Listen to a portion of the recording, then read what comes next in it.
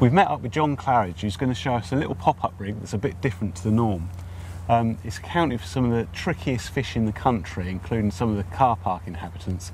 So how does it work, John? Tell us a little bit about it. Right, I've been using this rig though since 2004. Right. I always liked the principles behind the sort of hinge stiff rig, but I wanted to fish with pop-up a bit tighter to the bottom. Yeah. Always felt sort of the curve section of the stiff hinge rig was a little bit too blatant. Yeah, a bit high up. Yeah, so I wanted to fish a bit tighter and obviously give them something a little bit different to deal with. What I've got here is a curved hook. I originally used a big T hook, but since the curved hooks have come out, it does lend itself to the rig a lot better. What size is that? That's a size 5. Right, quite a big one. Yeah, I use corkball pop-ups, so you need a very buoyant bait for this rig. Yeah. But the bigger the hook, the better really. It just gives a wider gape on it, and because it is so buoyant, you can get away with a bigger hook. Okay. So obviously it's a lot stronger.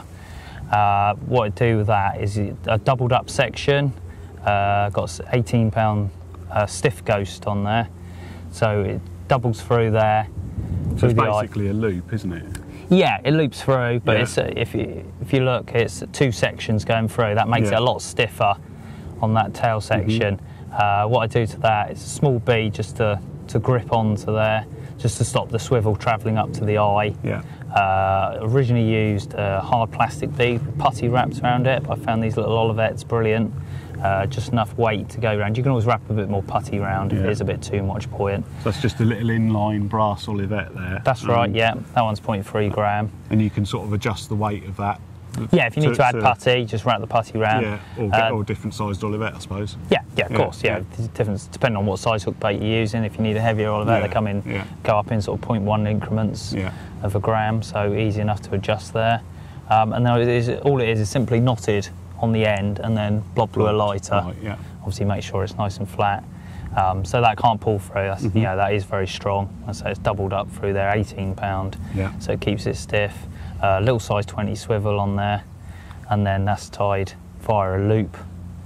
So on here I've got soft ghost, but you could use stiff ghost as well. Yeah. Like, you know, fluorocarbon. So, you know, the reason behind it, we want it sort of minimalistic, so there's nothing on show. Really, yeah. Obviously, I want a stiff hook length. You know, I do like stiff rigs. One, they don't tangle. 2, it pushes everything away from the lead. And then as soon as the fish mouths the bait, everything's instantly on the lead. You haven't got that give like you have in a braided section. Yeah. It's difficult for them to get rid of it, isn't it? Exactly, yeah. As soon as they're mouthing it, you want that point straight into the bottom lip. You don't want to get any room to play on it. So, I mean, when you look at this rig, it looks a bit sort of, it looks almost difficult how they're sort of going to hook themselves on it. It's, you know, it's quite an acute angle. How does it actually work? Yeah, I think that's what a lot of people have shown, and it's put them off. That they don't think it's going to hook them. But a lot of the fish I've caught are very rarely caught ones. Berkshire Venue, I was saying, fish that hadn't been out for over 2 years. Right. I caught twice in 6 weeks, and then it went another year before I got caught again. Both times on this rig.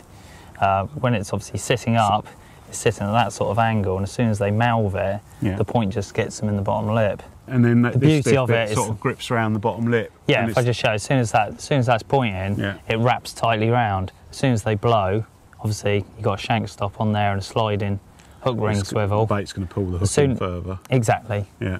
They try to eject it. And all the force is being just driving the hook in. It's just piling it in. The more they suck and spit on it, it just drives it in. And where and that's kind of gripping around the bottom lip almost, just wraps around. Kind of like almost like a vice around, you know. Yeah. As soon as it's pricked them, it's got them pretty much. You can see that's going to be very difficult to get rid of, Yeah, I had my best ever brace of Carpark 40s on this rig in the winter.